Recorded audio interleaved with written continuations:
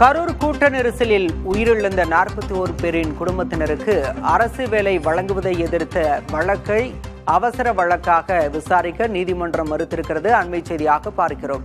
அரசு வேலை வழங்குவதற்கு எதிரான மனுவை அவசர வழக்காக விசாரிக்க மறுப்பு தெரிவித்திருக்கிறது உயர்நீதிமன்ற கிளை. விவரங்களோடு செய்தியாளர் பிரதிபா இணைந்திருக்கிறார். பிரதிபா, கூடுதல் விவரம்.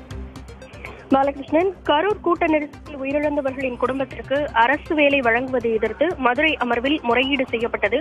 ஆனால் அதனை அவசர வழக்காக விசாரிக்க நீதிபதிகள் மறுத்துவிட்டனர்.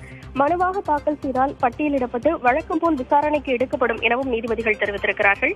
நாம் தமிழர் கட்சியின் மீனவர் பாசறையின் மாநில ஒருங்கிணைப்பாளர் வழக்கறிஞர் தீரன் திருமுருகன் நீதிபதிகள் ஜெகதீஷ் சந்திரா பூர்ணிமா அமர்வு முன்பாக இந்த முறையீட்டை முன்வைத்தார்.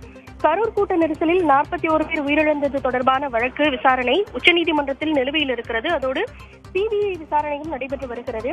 இந்நிலையில் கரூர் கூட்ட நெரிசலில் சிக்கி உயிரிழந்தோர் குடும்பத்தினருக்கு அரசு வேலை வழங்குவது ஏற்கத்தக்கதல்ல.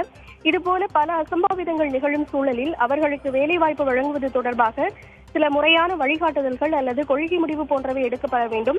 அவ்வாறின்றி இவ்வாறு வேலைவாய்ப்பு வழங்குவது ஏற்கத்தக்கதல்ல. ஆகவே அதனை நிறுத்தி வைக்க வேண்டும். அதோடு இந்த வழக்கை அவசர வழக்காக விசாரணைக்கு எடுக்க வேண்டும் என முறையீடு செய்யப்பட்டது.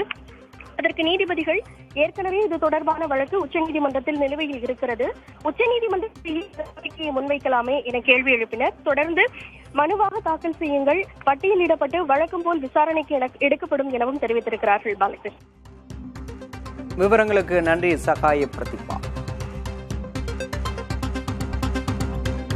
கரூர் கூட்ட நெரிசலில் சிக்கி உயிரிழந்தோர் குடும்பத்தினருக்கு அரசு வேலை வழங்குவதை எதிர்த்து உயர்நீதிமன்ற மதுரை கிளையில் தொடர்ந்த வழக்கை அவசர வழக்காக விசாரிக்க மறுப்பு தெரிவிக்கப்பட்டிருக்கிறது.